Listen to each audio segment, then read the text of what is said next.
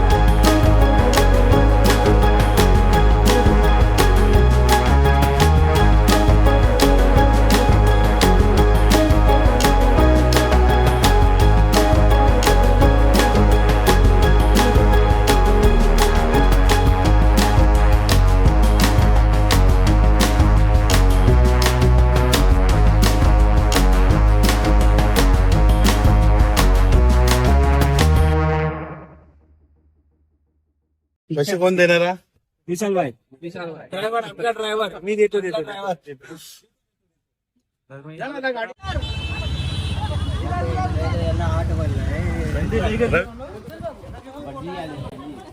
ही hotel आहे आणि आम्ही 20 लोक. बघूया आता हॉटेल कसे आहे आतमध्ये.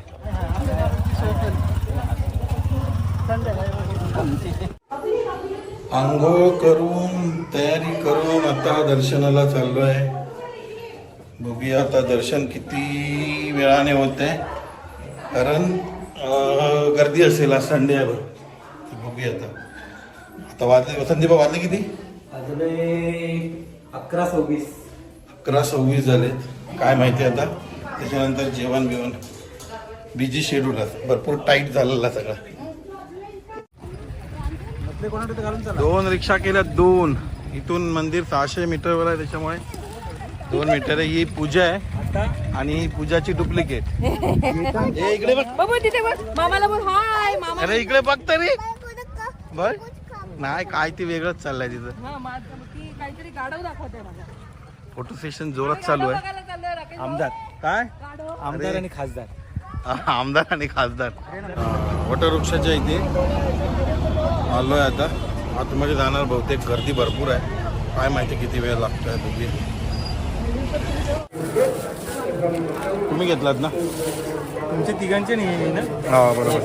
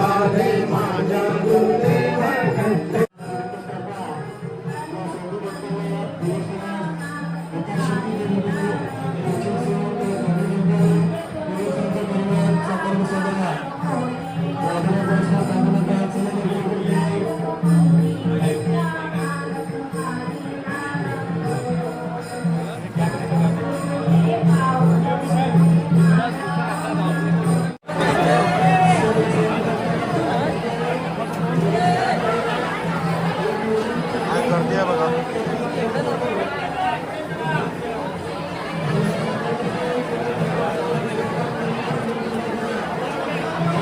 गर्दी आहे. नाही ना.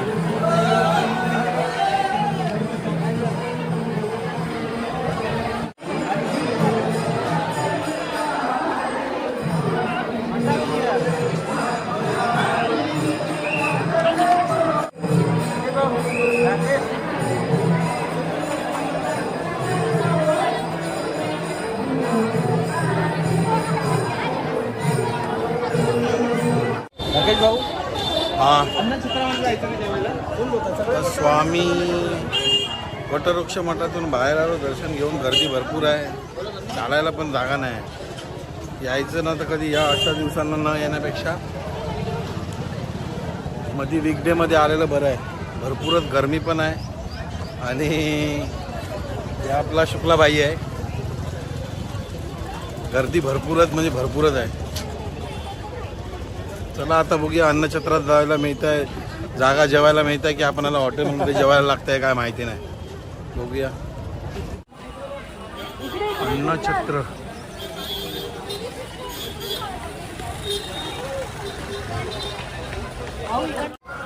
अन्नछत्राच्या इथे गेलो पण गर्दी भरपूर आहे, लाईन भूक लागली भरपूर. महाराजांची मूर्ती आहे इथे आणि स्वामी महाराजांची मूर्ती आहे बघा.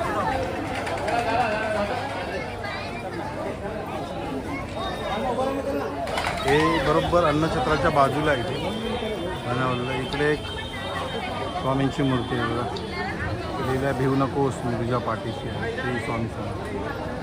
आणि इकडे महाप्रसाद गृह म्हणजे अन्नछत्र आहे इथे.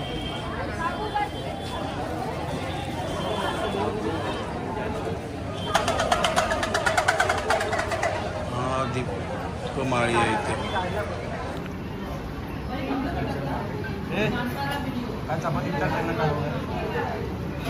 काय म्हणता, जेवण चांगलं आहे ना?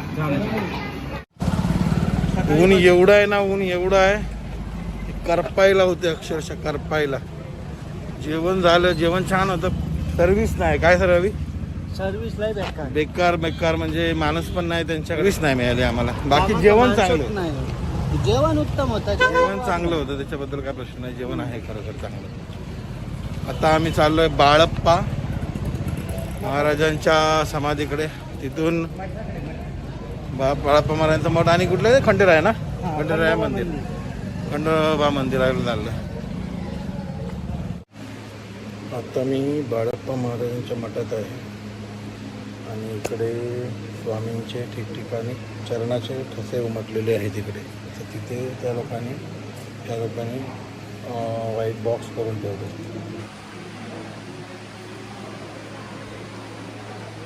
ही बाळप्पा महाराजांची चेअर आहे, जो फोटो आहे तो बाळप्पा महाराजांचा. इकडे तो फोटो भिंतीवर आहे तो स्वामी महाराजांचा. आपण इंटरनेटवर बऱ्याच वेळा बघितला असेल. हा ओरिजिनल फोटो आहे महाराजांचा आणि हा पूर्ण आहे तो बाळप्पा महाराजांचा मठ आहे.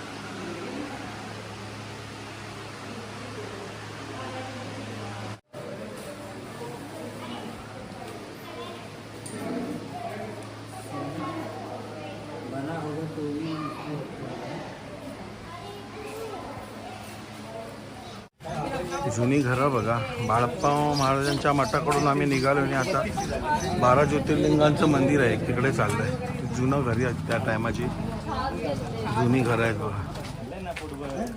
अशीच्या अशी.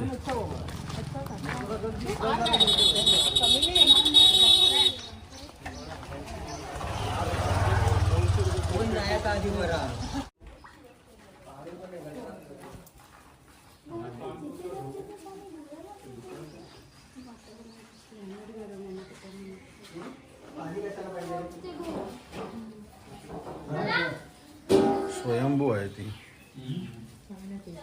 ज्योतिर्लिंग आहेत 12 ज्योतिर्लिंग.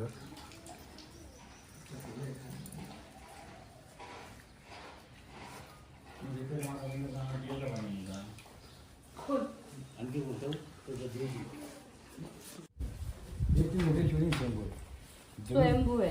हा. हा. जास्त मंदिर खोदकाम सुरू होतं तेव्हा ते 9 लिंग आले. 9 बारा झाले. हा. ते तिसरीच्या बॅक साईडला गणपती आहे अच्छा. आणि इकडे एक नंदी आहे. हा. नंदीच्या बाजूला जे मूर्ती आहे ना मोडी ती पार्वती आहे. अच्छा.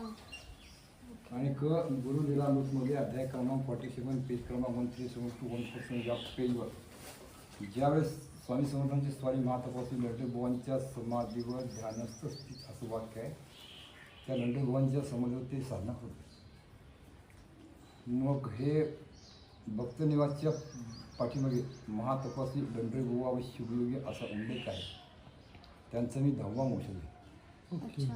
आमचं मूळ आडनाव दंडोबा. ते त्याच काळात शिवयोगी. हा. आणि आमच्या नावाची नोंद स्वामींच्या बखरमध्ये आहे, गुरु लीलामृतमध्ये आहे, वेंगुर्ले पुस्तकात त्याच्यामध्ये आमच्या आपल्या नावाची नोंद आहे. आम्ही समाजाने ब्राह्मण आहोत. वर्षभराच्या कार्यक्रमामध्ये ह्या ठिकाणी महाशिवरात्र व श्रावणामध्ये 3 दिवस शिवलीला पारायण आणि भंडार आणि हरिहराची देख, कार्तिक काकडा आरती, नंदादीप प्लस दहीभात लिंपण, साखरभात लिंपण, रुद्राभिषेक हे वारंवार असे उत्सव कार्यक्रम इथे होतात.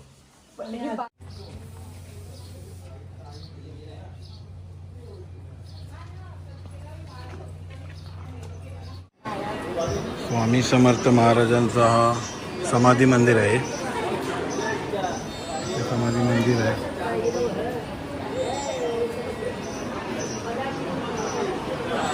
हे स्वामी समर्थांचे महाराज इथे ची गादी स्वामींची.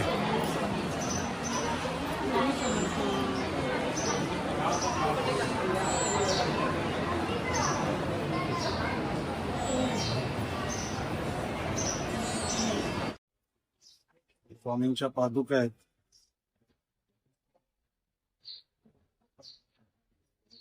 स्वामी समर्थ.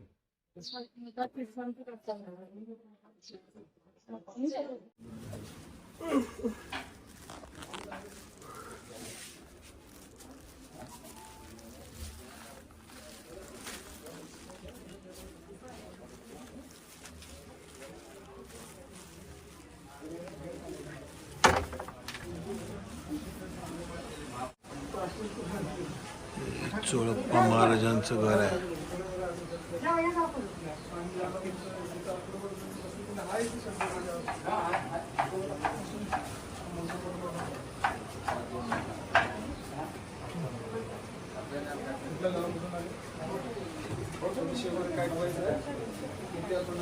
स्वामींची कोणी विद्या पत्ता द्या इथे आणि प्रसाद पाठवून जाईल.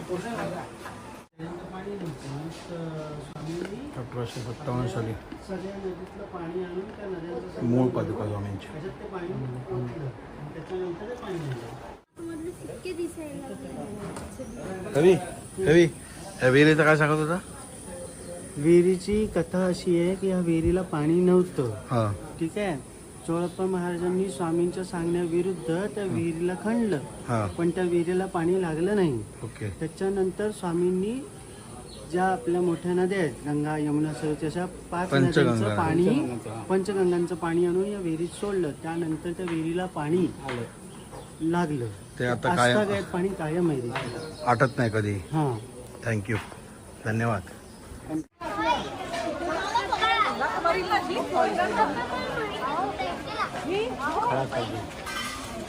पूरा खड़ा करके मतलब हाँ चाहिए।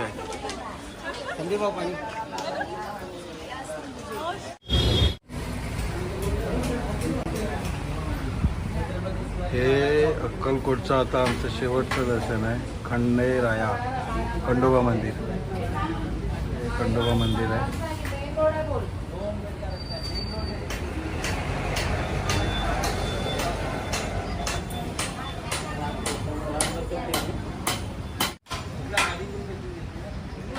हे असं प्रत्येक मंदिरात नियम लागू झाला पाहिजे।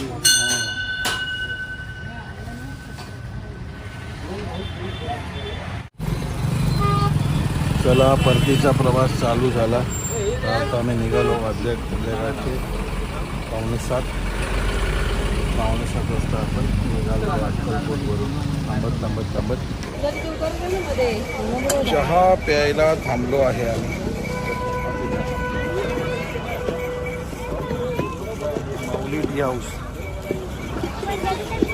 मागे हा हायवे मुंबई अक्कलकोट आणि एका पिकनिकसाठी म्हणजे वन डेच्या पिकनिकसाठी एवढं खाये ही पिशवी घेऊन आम्ही आलेलो आहोत। ही पिशवी ही फुल पिशवी घेऊन आम्ही आलेलो एवढी आहोत पिशवी फुल कारण हे आमचं छोटं बाळ आहे। म्हणजे हॉटेलवाल्याने जायचं कुठे? काय माहितीये का नाही ना सगळं घेऊन इथेच शेपटी आता काय म्हणून ऐकतो तो ऐकलं नसतं बकासूर आहे बकासूर काम न गायो बकासूर बकासूर होय आईला किती का 3 तरी खाऊन झाले आतापर्यंत। चार भात चपात्या खाल्ला ना 4 कोणी दुसरं बकासूर यो दुसरो बकासूर यो लहान बकासूर आहे बसलो मॅगीची वाट बघता।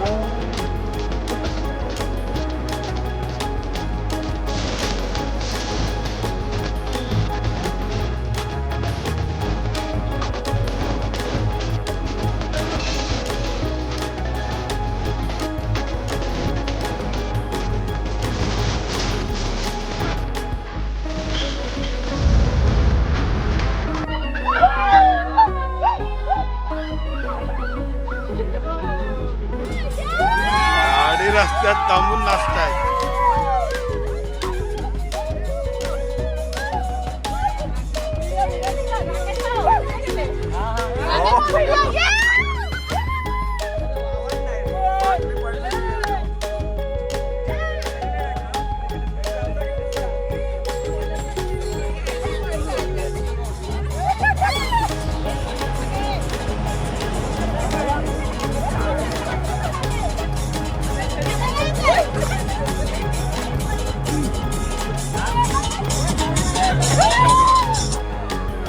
चला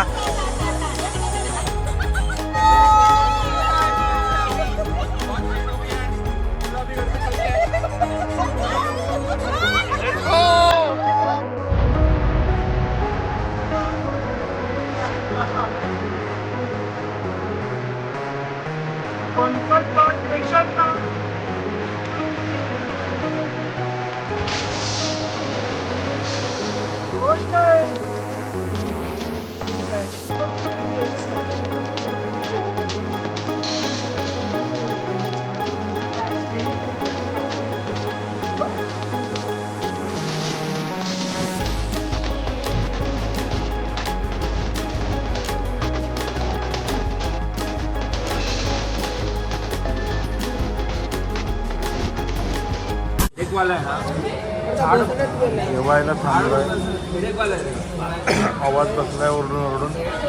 जेवण कधी येईल त्याची वाट बघते सगळे. कुठे आले ते पण माहिती नाही मला. आवाज भरपूर बसलाय ओरडून ओरडून गाडीमध्ये.